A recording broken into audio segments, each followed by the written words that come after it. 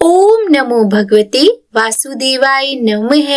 मैं मीनू शर्मा आप सभी का आपके अपने YouTube चैनल की कथा टीवी पर स्वागत करती हूँ और आज की इस वीडियो में मैं आपको सुनाने जा रही हूँ माघ अमावस्या व्रत कथा या फिर कह लीजिए मौनी अमावस्या व्रत कथा, जो कि पितृदोष नाश, सुख समृद्धि और पुण्य फल देने वाली अत्यंत ही पावन कथा है। इसीलिए कृपया वीडियो को अंत तक अवश्य देखें और श्रद्धा से कथा का श्रवण करें। तो आज की यह कथा शुरू करने से पहले चलिए मैं आपको मौनी अमावस्या के बारे में कुछ जानकारी दे देती हूँ। तो देखिए, इस बार यह जो माघ की अमावस्या की तिथि है वो प्रारंभ होगी 17 जनवरी की मध्य रात्रि 12:03 से और समाप्त होगी 18 जनवरी की मध्य रात्रि 1:21 पर। तो उदय तिथि के आधार पर इस बार यह माघी अमावस्या या फिर मौनी अमावस्या 18 जनवरी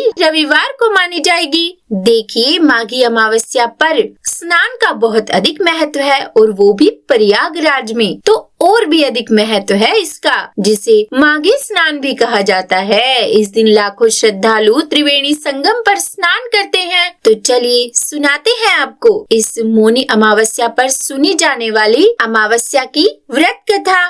प्राचीन काल में एक ब्राह्मण परिवार कांचीपुरम में रहता था और धर्म पूर्वक अपनी गृहस्थी चलाते थे, जिसमें पति का नाम था देवस्वामी और उनकी पत्नी का नाम था धनवती। उनके 7 पुत्र और एकमात्र पुत्री थी जिसका नाम था गुणवती। जब गुणवती विवाह योग्य हुई तो देवस्वामी से धनवती ने कहा कि पुत्री के विवाह के लिए अब हमें वर देखना चाहिए। तब ब्राह्मण ने अपने छोटे पुत्र को बहन गुणवती की कुंडली दी और कहा कि ज्योतिषी से इनकी कुंडली दिखवा लाओ, जिससे गुणवती के विवाह की बात आगे चल सके। ज्योतिषी को कन्या की कुंडली दिखाई गई।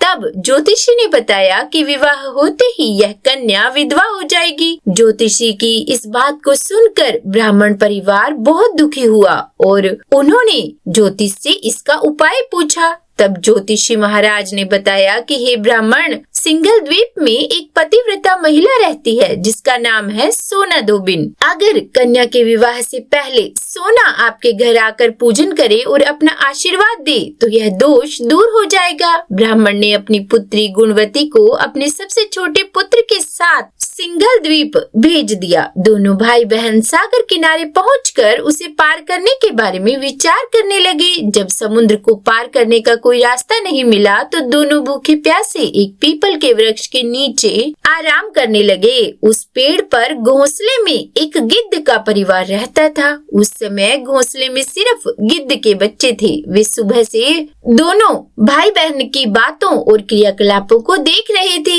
शाम के समय जब गिद्ध की माता बच्चों के लिए भोजन लेकर घोंसले में आई तो बच्चों ने पेड़ के नीचे लेटे भाई बहन की कहानी अपनी माँ को बताई। तब उन बच्चों की माता गिद्ध को उन दोनों भाई बहनों पर दया आई और बच्चों के कहने से उसने कहा कि तुम लोग अब चिंता मत करो, मैं इन्हें सागर पार करवा दूंगी। बच्चे अपनी माँ की बातों को सुनकर बहुत खुश हुए और खुशी खुशी भोजन ग्रहण किया। इधर गिद्ध की माता बच्चों को भोजन करवा कर दोनों भाई बहनों के पास आई और बोली कि मैंने आपकी समस्या को जान लिया है, आप चिंता मत कीजिए, आपकी समस्या का निदान मैं कर सकती हूँ और मैं आपको सोना धोबिन के पास पहुँचा दूंगी। गिद्ध की बातों को सुनकर दोनों भाई बहन का मन प्रसन्न हो गया और उन्होंने वन में मौजूद कंदमूल को खाकर रात बिताई। सुबह होते ही गिद्ध माता ने दोनों भाई बहनों को समुद्र पार करवा दिया और सिंघल द्वीप में सोना धोबिन के घर पहुंचा दिया।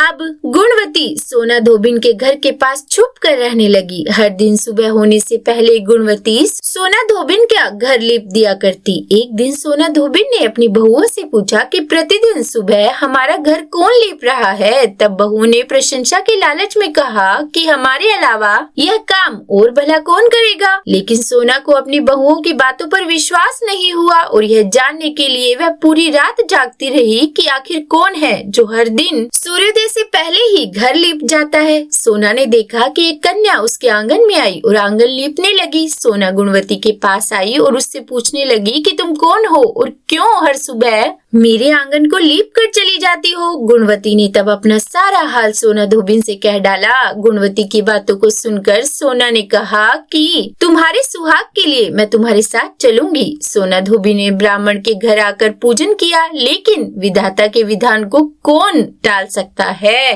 इधर गुणवती का विवाह हुआ और उधर उसके पति की मृत्यु हो गई। तब सोना ने अपने समस्त पुण्य गुणवती को दान कर दिए। सोना के पुण्य से गुणवती का पति तो जीवित हो गया, लेकिन पुण्य की कमी होने से सोना के घर में उसके पति और बेटे की मृत्यु हो गई। लेकिन सोना ने अपना घर छोड़ने से पहले अपनी बहुओं से कह दिया था कि मेरे लौटने से पहले अगर मेरे बेटे और पति को कुछ हो गया तो उनके शरीर को संभाल कर रखना। बहुओं ने सास की आज्ञा को मानकर सभी के मृत शरीर को संभाल कर रखा। उधर सोना धोबिन ने सिंघल द्वीप वापस लौटते हुए रास्ते में पीपल के वृक्ष की छाया में भगवान विष्णु की पूजा करके 108 बार पीपल की परिक्रमा की और उसके पुण्य के प्रभाव से सोना धोबिन के घर लौटते ही उसके पति और बेटा फिर से पुनर्जीवित हो गए। इसीलिए मौनी अमावस्या का व्रत करने वाले सभी भक्तों को इस कथा को सुनकर पीपल की 108 बार परिक्रमा अवश्य करनी चाहिए और भगवान विष्णु सहित भगवान शिव का पूजन भी अवश्य करना चाहिए। तो यह थी मौनी अमावस्या के दिन सुनी जाने वाली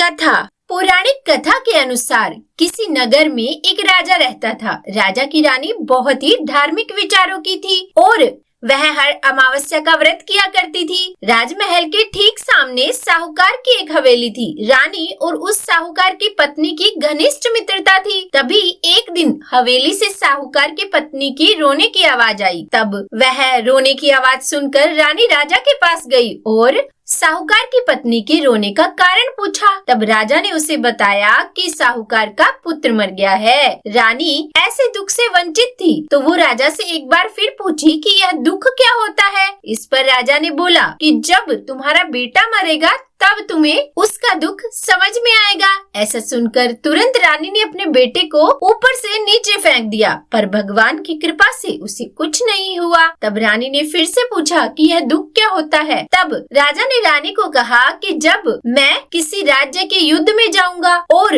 उस युद्ध में मैं मर जाऊंगा, मेरे मरने की खबर जब तुम्हें मिलेगी तब तुम्हें पता चलेगा कि दुख क्या होता है। अब क्योंकि रानी अमावस्या का व्रत किया करती थी और जिस वजह से राजा युद्ध जीतकर हमेशा वापस आ जाते थे, तो रानी ने फिर से यही सवाल किया कि दुख क्या होता है। और अब की बार राजा ने कहा कि जब हम गंगा माँ के दर्शन करने को जाएंगे तब मैं वहाँ गंगा नदी में कूद जाऊंगा और तब तुम्हें पता चलेगा कि दुख क्या होता है। उधर भगवान शंकर कैलाश पर्वत पर बैठकर सब कुछ देख रहे थे और उन्होंने तब माता पार्वती से कहा कि आओ मैं तुम्हें सुखी आत्मा के दर्शन कराता हूँ। और फिर उसके बाद भगवान शिव बकरी का और माता पार्वती ने बकरी का रूप धारण किया और वे मृत्यु लोक में आ गए और वहाँ एक बावली के पास आकर घास चरने लगे। उस दिन रानी और राजा भ्रमण के लिए निकले थे। तब रानी ने उस बावली को देखकर कहा कि हम यही विश्राम करेंगे। उस दौरान रानी ने महादेव और माता पार्वती की सारी बातें सुन ली, जिसमें महादेव माता पार्वती से कह रहे थे कि रानी अमावस्या का व्रत करती है, इसीलिए उसे इस जन्म में तो कोई भी दुख नहीं मिलेगा। तब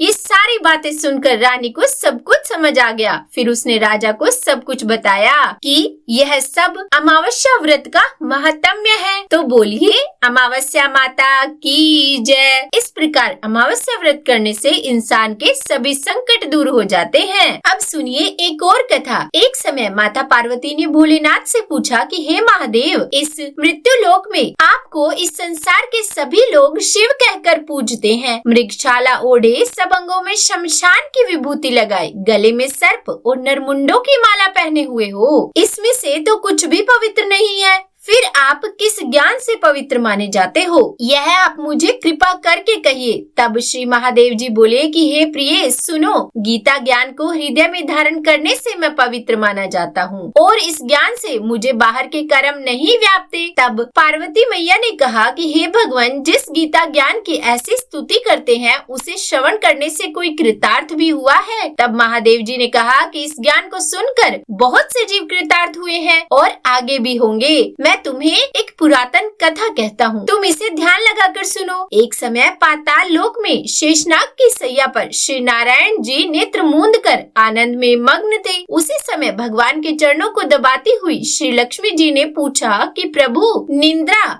और आलस्य उन पुरुषों को व्यापता है जो जीव तामसी है, फिर आप तो तीनों गुणों से परे हो, श्री नारायण प्रभु वासुदेव हो, यह मुझको बड़ा आश्चर्य है। तब श्री नारायण जी बोले कि हे लक्ष्मी, मुझको निद्रा आलस्य नहीं व्यापते, एक शब्द रूप जो भगवत गीता है और उसमें जो ज्ञान है, मैं तो उसके आनंद में मग्न रहता हूँ। जैसे यह गीता शब्द रूप अवतार है और इस गीता में मेरे अंग हैं। प्रथम 5 अध्याय मेरा मुख है, द्वितीय 5 अध्याय मेरी भुजाएं, 11वां अध्याय मेरा हृदय और मन है, 16वां अध्याय मेरा उदर है, 17वां अध्याय मेरी जंघा और 18वां अध्याय मेरे चरण है। गीता के सब श्लोक मेरी नाड़ियां हैं और जो गीता के अक्षर है वही मेरा रोम है। ऐसा मेरा शब्द रूपी जो गीता ज्ञान है, उसी के अर्थ में मैं उसी के हृदय में विचार करता हूँ और शब्द आनंद को प्राप्त करता हूँ। तब माँ लक्ष्मी बोली कि हे श्री नारायण जी, इस गीता के ज्ञान को सुनकर कौन कौन से जीव कृतार्थ हुए हैं। तब श्री नारायण भगवान बोले कि मैं आपको एक कथा सुनाता हूँ, ध्यान से सुनिए। शूद्र वर्ण का एक चांडाल था, तेल लवण का व्यापार करता था। एक दिन वह बकरी चराने को वन में गया और वृक्षों के पत्ते तोड़ने लगा। वहाँ उसे एक सर्प ने डस लिया, जिससे उसके तत्काल प्राण निकल गए। मरकर उसने बहुत से नरक भोगे और फिर बैल का जन्म पाया। उस बैल को एक भिक्षुक ने मोल ले लिया। वह भिक्षुक उस बैल पर चढ़कर सारा दिन मांगता और जो कुछ भिक्षा मांग कर लाता वह अपने कुटुंब के साथ बैठकर खाता। वह बैल सारी रात द्वार पर बंधा रहता। उसके खाने पीने की भी खबर वह भिक्षुक नहीं लेता था। कुछ थोड़ा सा भूसा उसके आगे डाल देता। जब दिन चढ़े तो फिर बैल पर चढ़कर मांगता फिरता। कई दिन गुजरे, वह बैल भूख का मारा गिर पड़ा, किंतु प्राण नहीं निकले। नगर के लोग देखकर उसे कोई तीर्थ का फल दे, कोई व्रत का फल दे, पर उस बैल के प्राण नहीं छूटे। एक दिन एक गणिका आई। उसने लोगों से पूछा कि यहाँ कैसी भीड़ है, तो उन्होंने कहा कि इसके प्राण नहीं निकलते। हम अनेक प्रकार के पुण्य के फल दे रहे हैं तो भी इसकी मुक्ति नहीं हो रही। तब गणिका ने कहा कि मैंने जो कर्म किया है उसका फल मैं इस बैल को निमित्त कर देती हूँ, और इतना कहते ही बैल की मुक्ति हो गई। तब बैल ने एक ब्राह्मण के घर में जन्म लिया। उसके पिता ने उसका नाम सुशर्मा रखा। जब वह लड़का बड़ा हुआ तो पिता ने उसको पढ़ाया, पर उसे अपने पिछले जन्म की याद रही। एक दिन उसने मन में विचार किया कि जिस गणिका ने मुझे बैल की योनि से छुड़ाया था उसका दर्शन करूं, और फिर वह चलते चलते उस गणिका के घर गया और कहा कि आप मुझे नहीं पहचानती। गणिका ने कहा कि हाँ, नहीं पहचानती, तुम कौन हो और तुम्हारी पहचान क्या है। तब वह लड़का बोला कि मैं पिछले जन्म में एक बैल था जिसे तुमने अपना पुण्य दिया था। तब उस पुण्य के बल से मैं बैल की योनि से छूटा और अब मैंने ब्राह्मण के घर में जन्म लिया है। तो मैं यह आपसे जानने आया हूँ कि आपने ऐसा कौन सा पुण्य का फल मुझे दिया था। तब उस गणिका ने कहा कि मैंने अपने किए हुए पुण्य का कोई फल तुम्हें नहीं दिया था, परंतु मेरे घर एक तोता है, वह सवेरे कुछ पढ़ता है, मैं उसके वाक सुनती हूँ, उस पुण्य का फल मैंने तुम्हारे निमित्त किया था। तब उस ब्राह्मण के लड़के ने तोते से पूछा कि तुम सवेरे सवेरे क्या पढ़ते हो। तब तोते ने कहा कि मैं पिछले जन्म में ब्राह्मण का पुत्र था। मेरे पिता ने मुझे गीता के पहले अध्याय का पाठ सिखाया था। एक दिन मैंने अज्ञानवश अपने गुरु का अपमान कर दिया और उनसे कहा कि आपने मुझे क्या पढ़ाया है। तब गुरुजी ने मुझे श्राप दिया कि तू तोता हो जा, और तब मैं तोता हुआ। फिर एक दिन मुझे एक शिकारी पकड़ ले आया और एक ब्राह्मण ने मुझे उससे मोल ले लिया। वह ब्राह्मण भी अपने पुत्र को गीता का पाठ सिखाता था। तब मैंने भी यह पाठ सीख लिया। एक दिन ब्राह्मण के घर चोर घुस पड़े। उनको धन तो प्राप्त न हुआ, किंतु वे मेरा पिंजरा उठा लाए, और यह गणिका उनकी मित्र थी, तो वे मुझे इसके पास ले आए। सो मैं नित्य प्रति गीता के पहले अध्याय का पाठ करता हूँ, और यह गीता का पहला अध्याय रोज सुनती है, पर इसकी बुद्धि में नहीं आता जो मैं पढ़ता हूँ। इसने उस से गीता के प्रथम अध्याय का फल तुम्हारे निमित्त किया था। सो हे लक्ष्मी, तब गणिका ने सोचा कि सिर्फ गीता के प्रथम अध्याय के सुनने का फल, जो मुझे समझ भी नहीं आया, उस फल से एक बैल अपनी योनि से मुक्त होकर मनुष्य योनि में जन्मा, तो यदि मैं उसको समझ के करूं तो उसका फल कितना प्राप्त होगा। और यह सोचकर उस गणिका ने सारे बुरे कर्म छोड़ दिए और वह नित्य प्रति स्नान करके श्री गीता जी के प्रथम अध्याय का पाठ करने लगी, जिससे उसके